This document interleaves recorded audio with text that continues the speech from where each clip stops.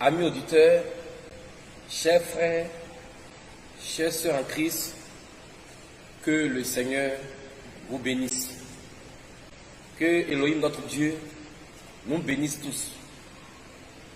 Ça fait de cela 3 semaines que j'avais fait un direct pour interpeller tout le monde entier sur l'usurpation de ce faux pasteur, cet homme qui s'est fait appeler Gédéon de la Tchétchouva, du nom de Guy Monsekela Ferdinand.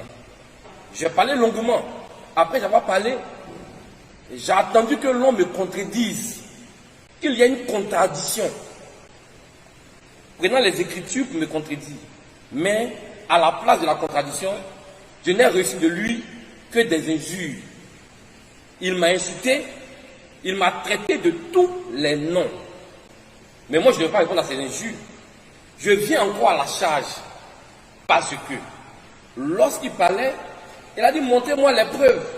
Vous dites fait fétiche, on n'a pas fait fétiche, montrez-moi les preuves. Je suis serein. J'ai grandi dans ce milieu. J'ai fait 13 ans dans ce milieu. Ce n'est pas les preuves qui vont me montrer aujourd'hui. Je sais de quoi je parle, monsieur Monsekela. Je sais de quoi je parle. On a mangé ensemble, on a bu ensemble, on a dormi ensemble. Je sais de quoi je parle. Alors, vous qui êtes là-bas, qui priez là-bas, je m'adresse à vous. Je m'adresse au monde entier. Parce que c'est mon devoir sacré devant le Seigneur de le faire. J'étais dans ce milieu. J'ai été baptisé là-bas. J'ai évolué là-bas. Moi aussi, je disais, Emza ou la mort. Mais lorsque Dieu m'a fait grâce, j'ai quitté ce milieu. Donc, en tant qu'un croyant, en tant qu'un chrétien, j'ai un droit de repentance.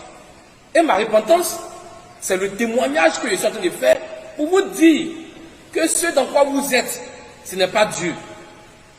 Vous pouvez penser que c'est Dieu. Vous pouvez être honnête, mais ce n'est pas Dieu. Il n'y a pas Dieu là-bas. Donc, je ne parle pas parce que j'ai envie de parler. Je ne fais pas des directs parce que j'ai envie de faire des directs. Mais le Seigneur me demande de le faire. S'il y a des fils de Dieu qui sont là-bas, qui veulent m'écouter, qu'ils m'écoutent.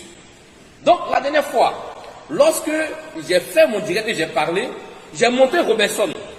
J'ai dit Robertson, pasteur de l'église de Daloa Emza. Il avait derrière lui une pyramide.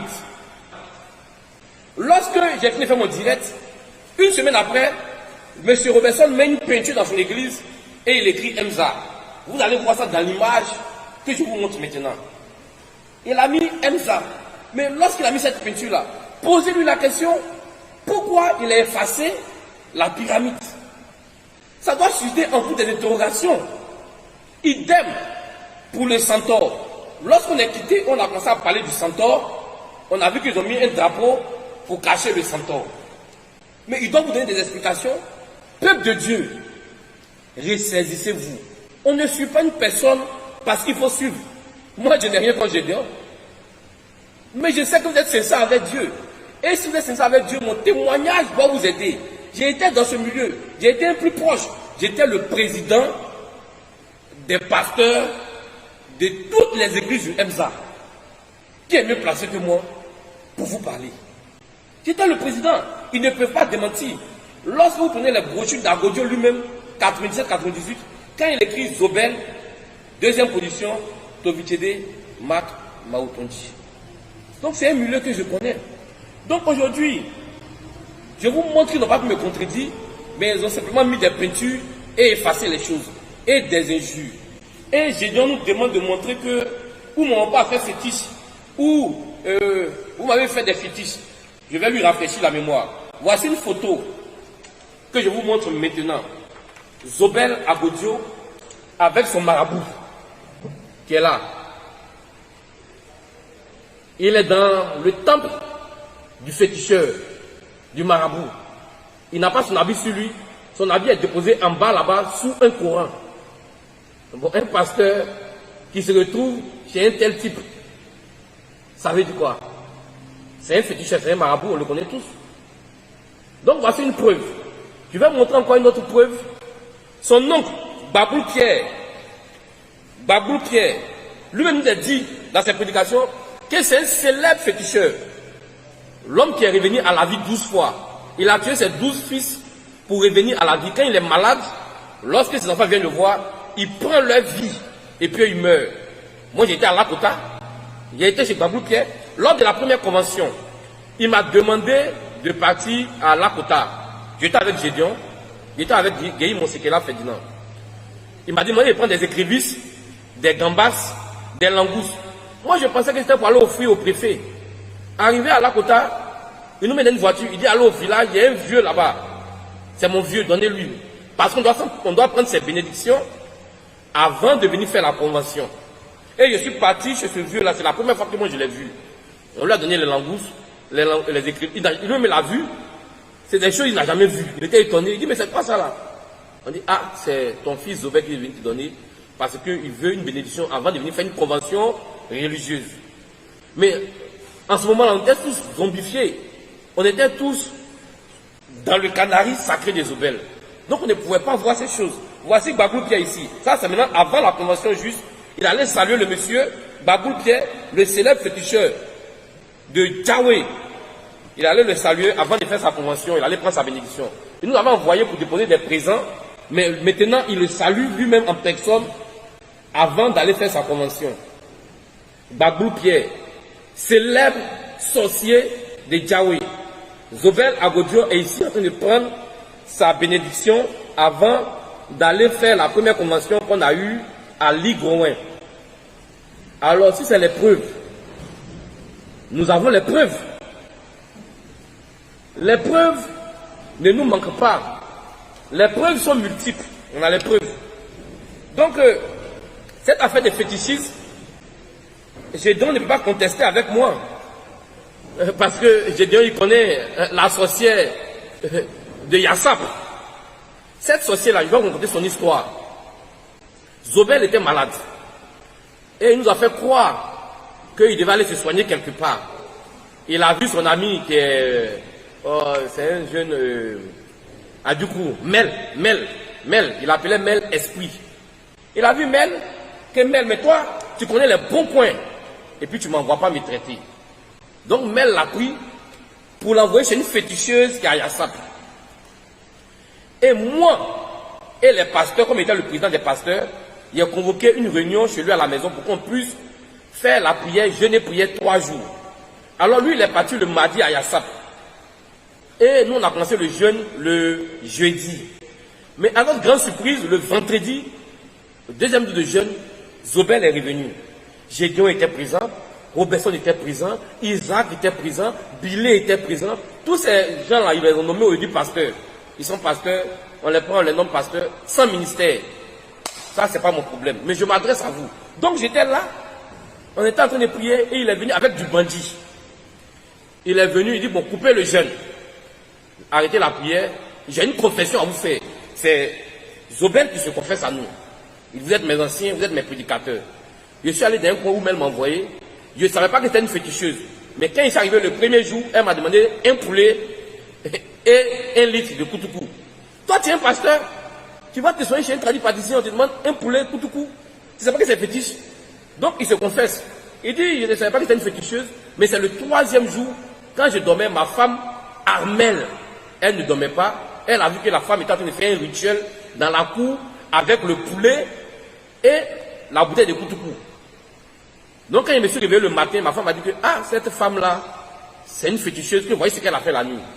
Donc je suis rentré directement pour venir me confesser à vous, prier pour moi. On l'a cru, on a prié pour lui. Maintenant, lorsqu'il était guéri de cette maladie, 1 mois après, on a dit de faire une fête à l'église. Avant la fête, il a envoyé Gédéon et ce chauffeur aller donner des présents à la dame. Bon, ça c'est contradictoire. Tu dis que c'est une féticheuse. Tu étais là-bas avec la colère. Maintenant tu es guéri, tu envoies des présents pour la remercier. Et c'est Gédéon qui allait donner les présents. Et lorsqu'il est parti, il a été croisé par un frère qui s'appelle Lazare. Il est encore vivant. Nous sommes encore vivants. L'enfant de la dame, j'ai son numéro. L'enfant est vivant, la dame est vivante. C'est une féticheuse. Et c'est le repère aussi de Gédéon. C'est là-bas, il prend ses fétiches pour vous envoûter. Il n'a rien de Dieu. Il n'a pas de Saint-Esprit. Tout ce qu'il fait, il a dit dans sa prière lorsqu'il entrait à Godio, donne-moi la double portion de ta puissance. Alors il a reçu la double portion de tous les fétiches de Zobel Agodio. Et notre témoignage, ces personnes dont je parle là, je ne vais pas citer les noms, mais ces personnes sont vivantes. Il y a d'autres qui ont eu le courage de m'appeler et ils ont reçu mon témoignage vis-à-vis, je leur ai montré ces personnes. Lorsqu'on finissait les cultes, ils prenaient des sœurs de l'église pour aller sauter avec elles. Et il y a une sœur qui a été troublée et elle ne venait plus à l'église. Lorsqu'on l'a approchée, qu'est-ce qu'elle nous a dit? Elle dit, ah, je n'ai rien compris. Le pasteur, il m'a briqué, il ne voulait pas accepter, après il a accepté. On est parti sortir. Il a pris l'argent des offrandes, l'argent des dîmes, et il a versé, à Godio, il a versé tout l'argent sur le lit, et le sperme, il a mélangé. Donc la sœur était troublée. Elle était troublée, et après ça, elle a quitté l'église. Et lorsque nous sommes sortis, elle a eu le courage de nous dire que voilà pourquoi je ne venais plus à l'église. Vous m'avez traqué, mais je ne venais plus à l'église. Parce que ce que votre pasteur avait fait, vraiment, à Godio, m'a dépassé. Il a pris votre argent d'offrande des dîmes, et il a mélangé ça dans du sperme après avoir joui. Ça, c'est pas du fétichisme. C'est pas un féticheur. J'ai dit, on le sait. Donc, si tu ne dis rien, c'est parce que tu es complice, tu le fais aussi. Regardez les libations. Les libations. Avant les conventions. Lorsqu'on avait la convention à Bobo, avant la convention, il a appelé les féticheurs. Soit il dit non, ce sont les chefs d'État. Mais la Bible dit que qu'est-ce qu'il y a entre Mammon et le Seigneur, entre les fétiches et Dieu? Il n'y a pas de relation. On nous a donné un terrain pour faire une convention, on fait la convention. Avant la convention, il a envoyé des féticheurs, les photos sont là, les films sont là, ils ne peuvent pas discuter avec moi. Ils ont fait des libations. Des libations. Ils ont évoqué le diable sur le terrain avant de faire une convention religieuse. Même les catholiques qui l'attaquent, les prêtres, ils ne font pas ça. Il n'a jamais vu un prêtre faire une libation avant de faire un culte. À Djawé, avant de construire le temple qui est là-bas, Ligouin, les vieux de son village ont fait encore des libations. Mais ça, c'est quel chrétien, quel exemple biblique, quel chrétien qui a fait des libations avant un culte ou avant une célébration? Montrez-moi les Écritures. Lui qui nous demande les Écritures là, moi si tu demandes une Écriture, montre-moi où un croyant, un chrétien a fait une libation. Les apôtres, nos modèles, ont fait une libation avant une évangélisation, avant un séminaire religieux. Je veux des preuves. Je veux des preuves. Alors, lui-même, son propre terrain qu'il a revendu après, qu'il a payé à Jacquesville. Avant qu'on envoie le peuple prier là-bas dimanche, on est parti là-bas mercredi pour aller faire libation. Spécialement pour aller faire libation. Mais, posez-vous des questions. Ça vient de Dieu. Ça, c'est Dieu. Il doit toujours, même si c'est Dieu, il doit toujours revenir à ses fétiches. Donc, comprenez que je ne suis contre personne. C'est mon droit de dire la vérité au monde entier. Alors, si Gédéon a soutenu toutes ces choses, c'est parce que lui-même il est dedans. Et c'est lui qui allait donner les présents à tous ces féticheurs. Baglou Pierre, je suis parti avec lui.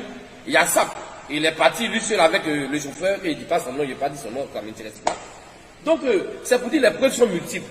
Si vous voulez en savoir plus, approchez simplement, ou bien composez simplement mon numéro. Je vais parler avec vous. Ceux qui ont voulu être éclairés, aujourd'hui, ils sont éclairés. Alors, aujourd'hui, je dois dire, mon père, nous, on est au courant de toutes ces choses. On est au courant de toutes ces choses. Il y a eu un pacte de sang. D'abord, Zobel met dans sa famille, il y a un pacte de sang. Je ne vais pas toucher les membres de sa famille. Mais Gédéon et lui, ils ont eu un pacte de sang lorsque les gars dormaient encore à Lokozro. À Godio dit quand j'étais pauvre, il était avec Gédéon, la pluie tombait sur nous. À Lokozro, c'est là qu'ils ont fait le pacte de sang pour dire que à vie et pour toujours. Donc, eux, leur but était de s'enrichir. Et lorsqu'ils ont fini ces pactes-là, quand Godio est sorti, il s'est enrichi. Mais regardez un peu sa fin. Il n'a même pas construit une case. Une case. Il n'a pas une case. Avec les millions qu'il nous a pris, il n'a pas pu se construire une case. Sa fin est semblable, est digne de la fin d'un vrai féticheur. C'est comme ça les féticheurs finissent. Ceux qui aiment le game facile là, qui font le pacte avec le diable là, regardez les brouteurs, comment ils finissent. Ils ont l'argent, après un accident grave, ils ne font rien avec cet argent là. C'est comme ça, il n'a rien fait avec cet argent. Il n'a rien fait avec cet argent. Et c'est ce que Gédéon a récupéré aujourd'hui. Donc dites à Gédéon, le pasteur Ernesto Djidji, de fermer sa gueule, parce que sa gueule n'a plus de crédibilité tu as perdu toute ta crédibilité. Donc ferme ta bouche et puis maintenant prêche avec ton anus parce que ta bouche a perdu toute sa crédibilité aux yeux du monde entier. Vous voyez? Donc, je vous disais, je n'ai pas suivre une personne parce que vous voulez suivre, parce qu'il récite les versets bibliques. Ce n'est pas ça l'évangile. Ce n'est pas ça l'évangile. Femme ne prêche pas, comment le battre, tout ça, oui, tu peux nous montrer. Mais lorsqu'on est dans l'évangile, il est battu. Il est battu. Et c'est cause pour laquelle il évite de venir faire le débat. Mais ce débat-là, Gédéon va le faire. Donc pour vous dire que le mal qui règne, le mal qui règne au milieu de cette secte appelée Emza est trop. Si on veut les énumérer, on va parler pendant des temps. Mais lui il dit, il a souscrit 2 ans pour nous. Mais moi j'ai souscrit 50 pour toi. Je suis prêt. Je suis prêt parce que les preuves sont multiples. Alors, je vais parler d'un mal et puis attaquer maintenant les problèmes de doctrine. Là-bas, on dit chercher la femme de quelqu'un, ce n'est pas un péché. C'est quelle écriture qui soutient ça? Et Zobé, quand il vient, il lance un mot d'ordre. Non, chercher la femme de quelqu'un, ce n'est rien. Oh, Abba. Non. Montrez-moi une écriture. Et c'est dans ça, j'ai dit, cause pour laquelle il a prôné l'évangile du goûter voir. Moi, je vais dire son nom et je vais dire le nom de cette femme avec qui il est sorti. Je n'ai pas peur de lui. À Dalois, nos chambres étaient côte à côte. L'acheteur était là. De genoux là. J'ai dit, on l'a pris, elle est sortie. Elle, devant moi, était là. Et quand elle est sortie, elle est venue dire non, elle est remplie de vergetures. Elle est remplie de vergetures. Mais moi, je lui ai demandé, comment tu peux sortir à la femme d'un frère? Il dit, le gars ne croit pas bien. Mais c'est quelle écriture qui nous donne le droit de faire ça?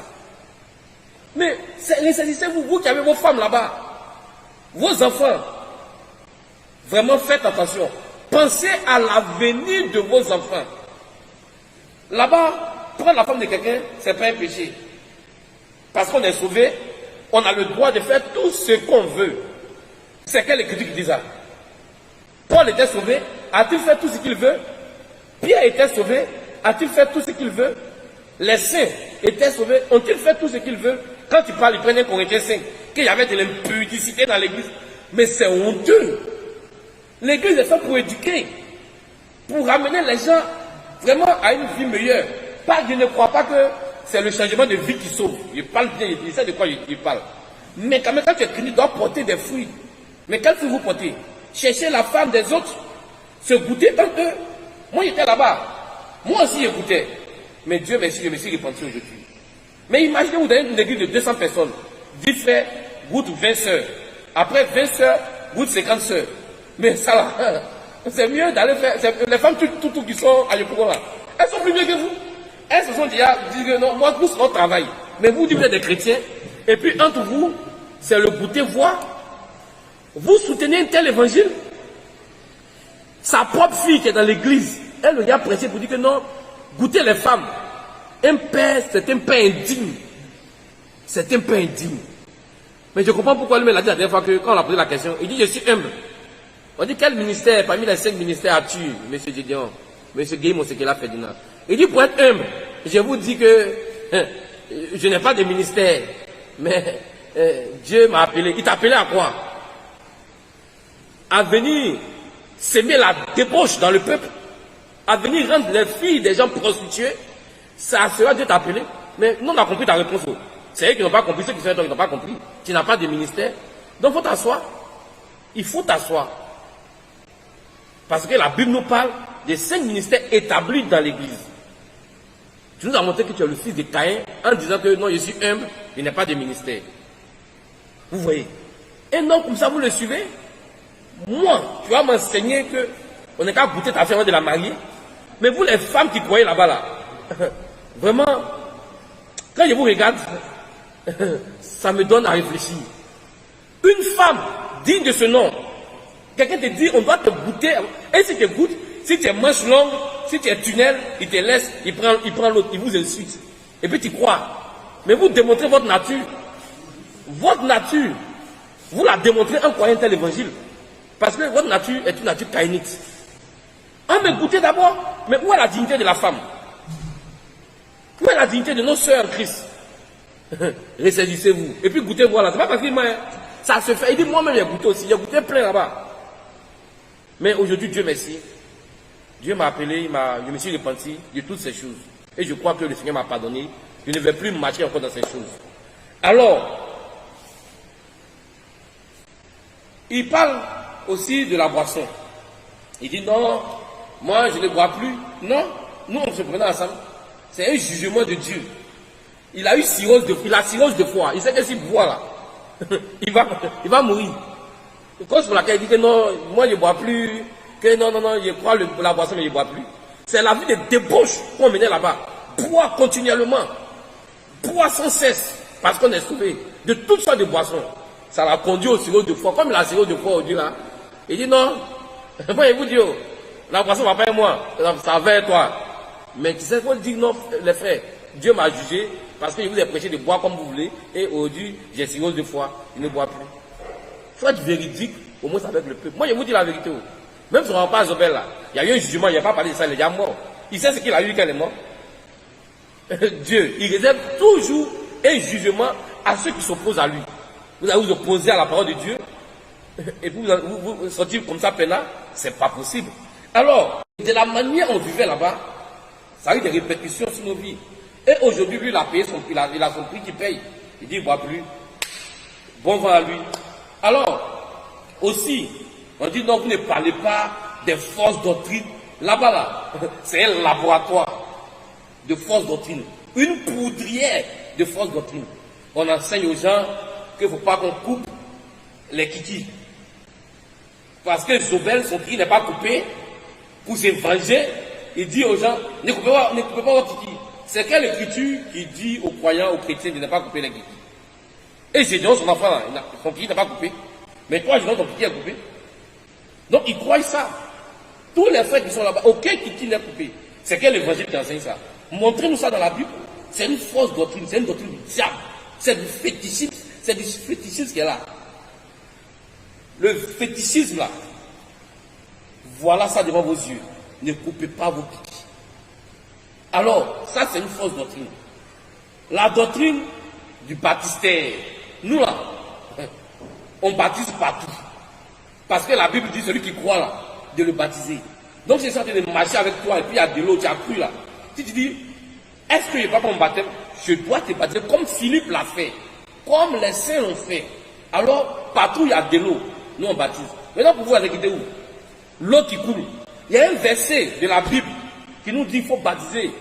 Dans l'eau qui coule, j'ai besoin de ce verset.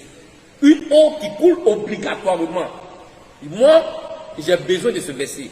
Si vous me montrez ce verset, je me répands, vous allez me rebaptiser. Parce que moi, je vous dis, hein, quand je suis venu croire ici avec 4 ans, je me suis rebaptisé. Parce que le baptême de Gédéon, ce n'est pas un baptême chrétien. C'est un baptême purement diabolique. Et si je reconnais que ce qu'il fait du diable, alors je dois me baptiser. Je me suis baptisé à nouveau, ça fait 4 ans. Et je suis à l'aise. Je vis ma vie chrétienne peinard. Alors, nous condamnons le baptême dans l'eau qui coule obligatoirement. Ce n'est pas une doctrine du Seigneur, c'est une fausse doctrine. Si vous avez les Écritures, nous sommes là. Ils ont mis un cheval là-bas, un cheval mélangé à un homme. Le Sagittaire, le Centaure. Le Centaure, c'est un signe démoniaque. C'est un signe du diable. C'est les Illuminati, les Rose-Croix qui utilisent ces signes-là. Et lorsqu'on a posé des questions sur ces signes, ils ont remplacé ça petit à petit par le cavalier. Mais dites-nous où le centaure est passé et où a Dieu enterré. Ils ont fait un centaure qui vise le ciel. C'est-à-dire qu'ils croient toujours à ça. Ils ont toujours les signes démoniaques avec eux. Mais où vont croire au cheval, l'homme qui est sur, à cet homme qui est sur le cheval dont la Bible a parlé. Vous voyez? Mais le centaure qui flèche le ciel là, où ils ont enterré à Dieu là, c'est là-bas. Posez-là la question où la Bible a parlé du centaure. Mais vous n'êtes pas des ignorants quand même, vous n'êtes pas à l'école. Vos parents vous ont mis à l'école pour que vous puissiez vous défendre aussi dans la vie. On ne croit pas comme ça. Posez-leur des questions. Quel centaure là, ça veut dire quoi? Est-ce que le centaure est un signe chrétien? Posez-leur la question. Donc sur le centaure, il y a problème. Et là, nous les interpellons. Alors, nous voulons vous dire que nous avons lancé un appel à Gédéon. D'abord, dans une salle, un appel classique. Il a dit non, trouvez-moi dans la jungle. On dit on est d'accord de descendre dans la jungle pour venir faire ce débat-là. Mais il faut que ça soit un débat civilisé. On ne va pas venir, comme il a fait avec le russophone, il a chassé. Il nous dit venez, on vient, les modérateurs s'entendent, le temps de passage, s'il a fait 10 minutes, c'est que c'est un garçon. S'il a pu résister pendant 10 minutes, c'est que c'est un garçon. Mais il sait ce qu'il fait.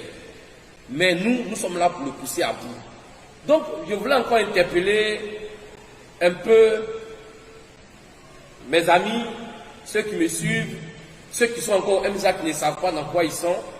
Je voulais interpeller le monde entier que Gédéon, Guéhi Monsekela Ferdinand, il est tout, mais il n'est pas un homme de Dieu. Moi, je l'appelle comme ça, le pasteur Ernesto Didier. Il y a quand il prêche là, il a un micro, il tourne sur lui-même, il tourne. Ça, vraiment, ça me fait rire, ça me fait rire. Pasteur Yorobo, c'est le pasteur Yorobo, pasteur Daichi. Donc, je vous dis, je vous interpelle pour vous dire que cet homme, ce n'est pas un homme de Dieu. C'est votre argent qu'il vise. Donc, je voulais vous lancer un appel pour que vous puissiez quitter ce milieu. Ceux qui peuvent quitter ce milieu. Ceux qui sont abonnés à sa page, quittez-le dès maintenant, quittez cette page. Ils n'ont rien à vous donner, à vous servir, que de prendre votre argent et vous conduire en enfer. Aujourd'hui, quand je vois tous ceux qui le suivent, les Robertson, les Edson, les Roland, vous voyez que ici bien les noms, on se connaît, les Isaac Kwao, les billets Dominique. Mais on sait à quoi on a cru au début. Nous savons à quoi nous avons cru. Aujourd'hui, pour de l'argent, vous abandonnez la voie de Dieu pour suivre Robertson et pour suivre Gédéon. Il dit que non, madame est au-dessus de nous. Mais toi, tu fais quoi au-dessus du MSA? Ça, c'est le premier pape noir. Gédéon, c'est un pape. Mais un pape noir, un pape guéri. Pape Guéhi Monsekela Ferdinand. Tous les pasteurs t'appellent maître. Et là, tu dis que non, dans l'église, on ne doit pas mettre un au-dessus de l'autre.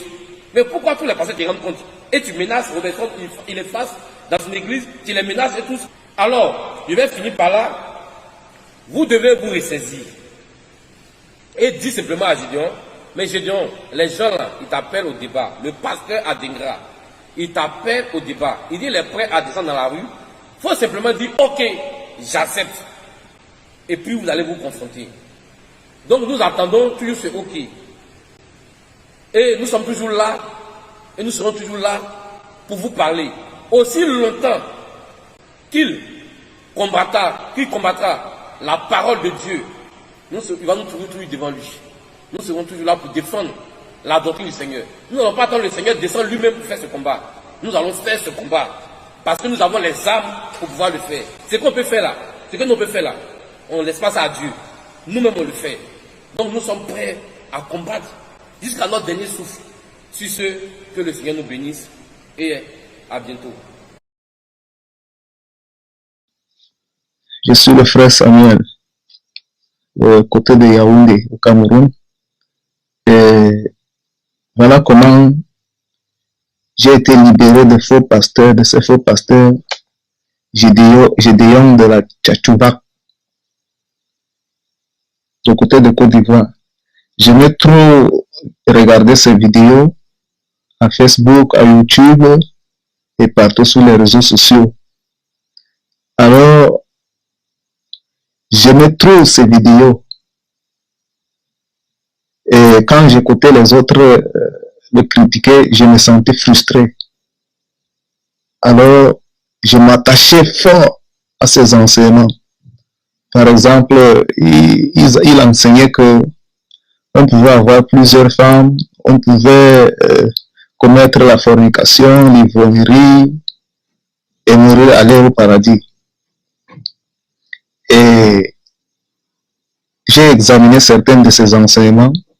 Après quelque temps, lorsque le Seigneur m'a amené, l'Esprit m'a envoyé dans Jude 1, le verset 9 à 13, je me suis rendu compte que c'est la même chose que ce pasteur faisait.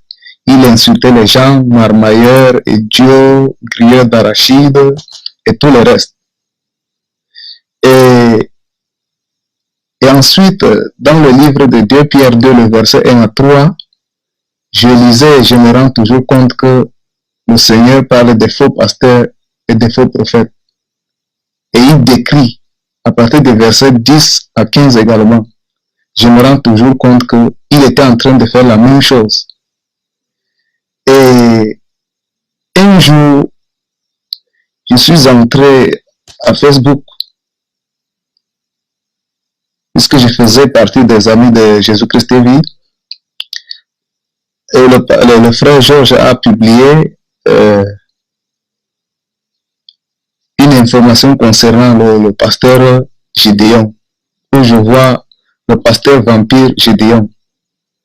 Alors, je me tirais derrière et disais que mais comment le pasteur Gédéon pouvait être faux? En même temps, ces versets que je venais de lire me venaient à l'esprit. Et j'ai lu toutes les informations concernant ce pasteur. Et je me suis rendu compte que c'est vrai. Il enseignait les fausses doctrines qui concernaient que Dieu, Jésus-Christ était Dieu le Père en même temps le Fils. Il enseignait tout ce que le frère m'a exposé. Et j'étais vraiment fier parce que je me suis rendu compte que j'étais dans l'erreur.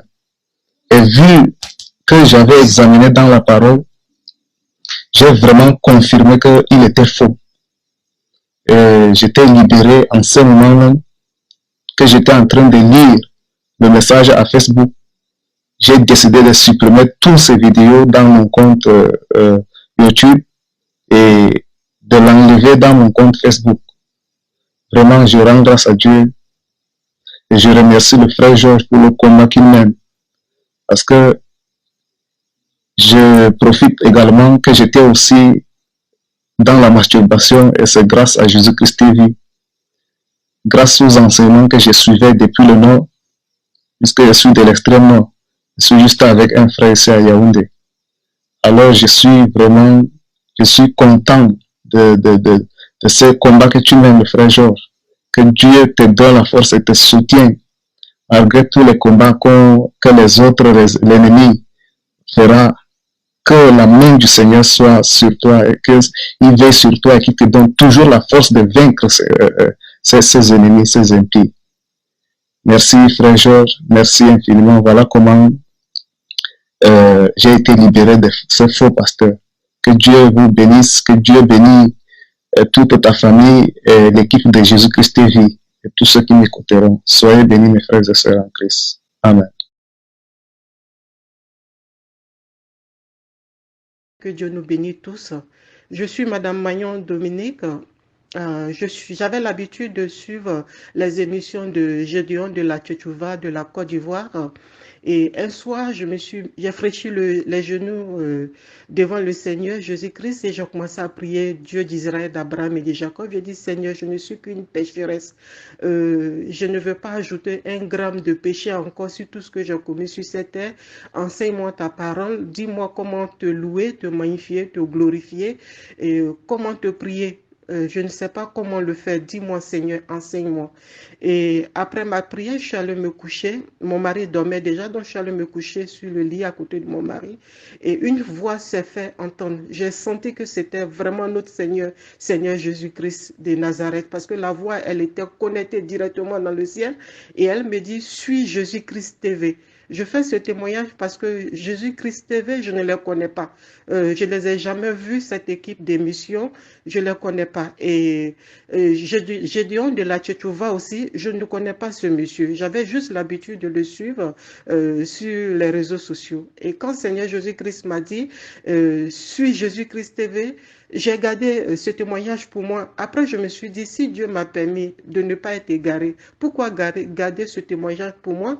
Et que voilà, j'allais rentrer en contact. Donc, j'ai commencé à chercher sur les, comment on appelle, sur les réseaux sociaux, comment faire pour entrer en contact avec l'équipe de Jésus-Christ TV, vu que Dieu m'a dit sur Jésus-Christ TV. Il pouvait aussi me dire sur Gédéon de la Tchétchouva, mais j'ai mis devant Dieu le fait que je suis Gédéon de la Tchétchouva, ces émissions, et Dieu me dit sur Jésus-Christ TV. Je fais ce témoignage pour ne pas que les fidèles ou nous tous qui sommes sur cette terre, qui suivons Gédéon de la Tchétchouva avant, que Dieu me le dise, va suivre Jésus-Christ TV, que vous ne dites pas, voilà, c'est quelqu'un qui connaît une équipe ou une personne qui travaille avec Jésus-Christ TV. Je ne connais pas Jésus-Christ TV. Je ne connais pas non plus Gédéon de la Tchétchouva. Mais Dieu m'a dit, je suis Jésus-Christ TV. Et je fais ce témoignage pour que les frères et sœurs qui suivent Jésus-Christ TV et qui suivent autant pour moi, Gédéon de la Tchétchouva, que vous fassiez attention. Parce que c'est vrai, il se dit qu'il prêche notre Seigneur Jésus-Christ de Nazareth. Mais est-ce que c'est vraiment Dieu qui l'utilise pour le servir? C'est la question que je me pose. Parce que Dieu aurait pu me dire, suis Gédéon de la Tchétchouva, mais il ne me l'a pas dit. Il m'a dit, suis Jésus-Christ TV. Donc, je rends ce témoignage afin que nos frères et sœurs qui le suivent se répandent et qu'ils suivent vraiment la parole de Dieu et qu'ils quittent sur ce chemin qui est Gédéon de la Tchétchouva et qui est en train de pousser beaucoup d'âmes dans un chemin qu'eux-mêmes ils vont regretter plus tard. C'est pour ça que je rends ce témoignage.